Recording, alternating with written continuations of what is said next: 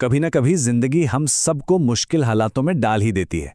लेकिन क्या हो अगर एक 2000 साल पुराना फलसफा हमें आज की चुनौतियों से निपटने का रास्ता दिखा सके।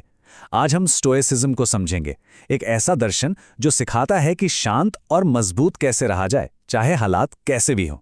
कभी कभी केवल जीवित रहना भी साहस का काम होता है। ये शब्द रोमन दार्शनिक सेनेका के हैं और ये स्टोइसिज्म के मूल को दर्शाते हैं। लेकिन ये सोच, ये फलसफा किसी शांत लाइब्रेरी में नहीं, बल्कि एक भयानक समुद्री तूफान के बीच पैदा हुआ था। इसकी कहानी एक बहुत बड़े हादसे से शुरू होती है।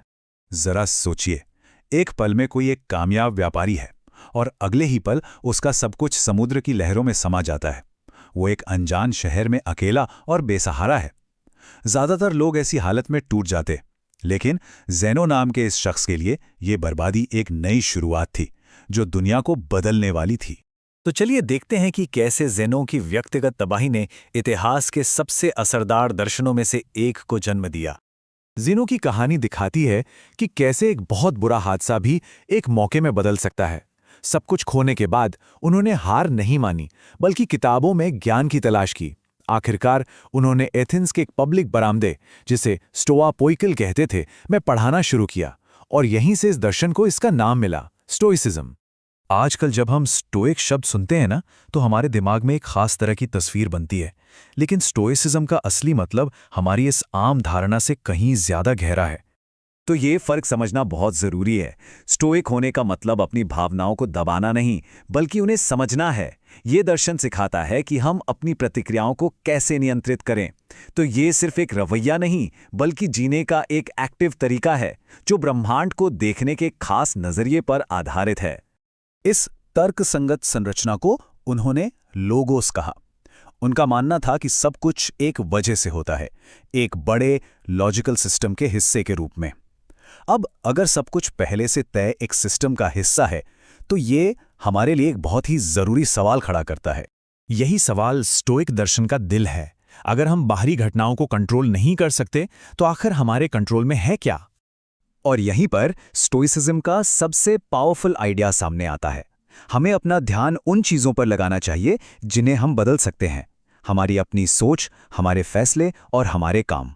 और ऐसा करने के लिए स्टोइक्स ने एक फ्रेमवर्क बनाया था। तो इस सोच को अमल में लाने के लिए स्टोइक्स ने एक ढांचा तैयार किया। उन्होंने 4 प्रमुख गुणों की पहचान की जो एक सार्थक जीवन जीने में हमारा मार्गदर्शन कर सकते हैं। ये 4 गुण एक बेहतर जिंदगी जीने के लिए एक प्रैक्टिकल गाइड की तरह हैं। व्यावहारिक ज्ञान यानी सही फैसले लेना, संयम यानी खुद पर कंट्रोल रखना, न्याय यानी दूसरों के साथ सही बर्ताव करना, और साहस यानी मुश्किलों का डटकर सामना करना। ये सिर्फ ऊंची ऊंची बातें नहीं, बल्कि रोज की आदतें हैं, और इतिहास गवाह है कि ये फलसफा सबसे मुश्किल हालात में भी कितना ताकतवर साबित हो सकता है। अब हम इतिहास के 2 ऐसे उदाहरण देखेंगे जो दिखाते हैं कि ये दर्शन बेहद अलग और मुश्किल से मुश्किल हालात में भी कितना शक्तिशाली है। एक तरफ रोम का सबसे ताकतवर सम्राट और दूसरी तरफ 20वीं सदी का एक राजनीतिक कैदी। सदियों का फासला, लेकिन दोनों ने एक ही फलसफे में ताकत और मार्गदर्शन पाया। सोचकर देखिए, एक रोमन सम्राट जो जंग और व्यक्तिगत त्रासदियों के बीच एक साम्राज्य चला रहा है, और दूसरी तरफ एक राजनैतिक कैदी जो 27 साल की सजा काट रहा है।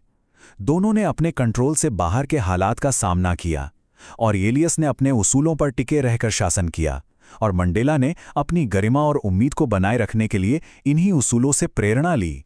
और ये बात सीधे सीधे स्टोइक सिद्धांत से जुड़ती है। मंडेला जानते थे कि वो गुजरे हुए कल के अन्याय को मिटा नहीं सकते, लेकिन वो आज अपनी प्रतिक्रिया को कंट्रोल कर सकते थे, और उन्होंने बदला लेने के बजाय सुलह का रास्ता चुना। तो ये प्राचीन फलसफा आज के समय में कितना काम का है? आपको जानकर हैरानी होगी कि इसके सिद्धांत आधुनिक मनोविज्ञान की नींव में मौजूद हैं। ये एक और स्टोइक दार्शनिक एपिक्टेटस का एक बहुत ही पावरफुल विचार है, और यही आइडिया आज की मॉडर्न साइकोलॉजी और थेरेपी का आधार है। बात घटना की नहीं, बल्कि घटना के बारे में हमारी सोच की है। इसका एक बड़ा उदाहरण है REBT, यानी रैशनल इमोटिव बिहेवियरल थेरेपी। ये थेरेपी सीधी तौर पर स्टोइक विचारों पर आधारित है। ये हमें सिखाती है कि हम अपनी नुकसानदेह सोच को पहचानें और उन्हें बदलकर अपनी भावनाओं को नियंत्रित करें, ठीक वैसे ही जैसे स्टोइक्स का मानना था। इसी तरह एक और थेरेपी है लोगोथेरेपी, जिसे विक्टर फ्रैंकल ने विकसित किया था।